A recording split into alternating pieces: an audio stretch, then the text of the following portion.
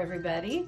So tonight we're going to talk about The Wizard of Oz, but mostly we're going to talk about, and by the way, Over the Rainbow, of course, is from Wizard of Oz. And then we're going to talk about homes, because at the end of The Wizard of Oz, Dorothy says there's no place like home. So first of all, I like The Wizard of Oz, so of course we've got the characters down in front. We have Dorothy and the Tin Man and the Scarecrow and the Cowardly Lion, and we have Toto over there. So, and then of course we have the Ruby Slippers, and I've actually shown you these before, but my daughter made these. Katie made those for me. So those are beautiful, but I'm also wearing a pair of Ruby Slippers. So I actually have two pairs. I have a bracelet with all the Wizard of Oz people on it that I made. And there's Toto, there are the Ruby Slippers. There's Dorothy, there's the Scarecrow. I tried to put them all on here. I'm a big fan of The Wizard of Oz, and one of the reasons is because I like that message at the end, that there's no place like home.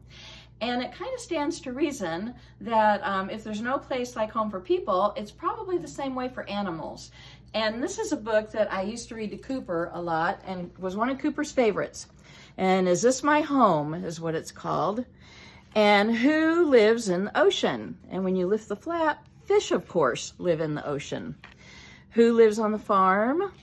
Well, the horse lives on the farm. So as you go through, it tells you all the different places that animals live. So they also have homes all over the place and made out of different things. So let me read you a poem about animal homes.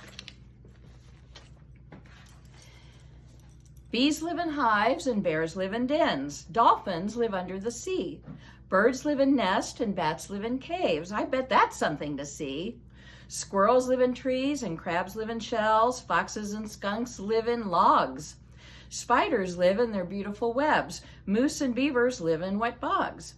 Whether it's burrows, jungles, shells or wood, water or caves or reeds, nature wisely seems to know what every animal needs. So we know that birds live in nests. We know that various water life lives under the sea. So nature just knows what those animals need. Then if we talk about people too, these are some more books that have to do with, in this case, where people live. What is it made of? And you can see on the front, there's one that's actually made of ice and snow. That's an igloo. And we have one made of grass and one made of brick. And I might have skipped a page. No, okay. This one's made of mud. And there's the igloo. And that one is made of stone. And this is a book by Briar Wilton. So we see all different kinds of houses that people live in. And not only are there different materials that houses are made out of, but colors too. And I don't know, maybe you've seen houses in your neighborhood that are different colors, but here's a purple one, here's a green one, there's one that's all different colors. I like that one. Lots of rainbows, like my fingernails. Okay, we have an orange house and a yellow house. So houses are not only different materials, but they're also different colors. And this is from a book by Whit Fraser called Houses. So let me read you a poem about people houses. Some people live in houses on wheels. Some live in apartments to rent. Some people live in cabins of wood, and some even live in a tent. Some people live in grand castles or in igloos while wearing warm coats. Some live in two-story houses, and some even live on big boats. But wherever you eat your meals, in a house or a boat on the bay, a home gives you shelter and a place to rest sleepy heads at the end of each day. Houses are more than wood or brick, more than ice or canvas or stone.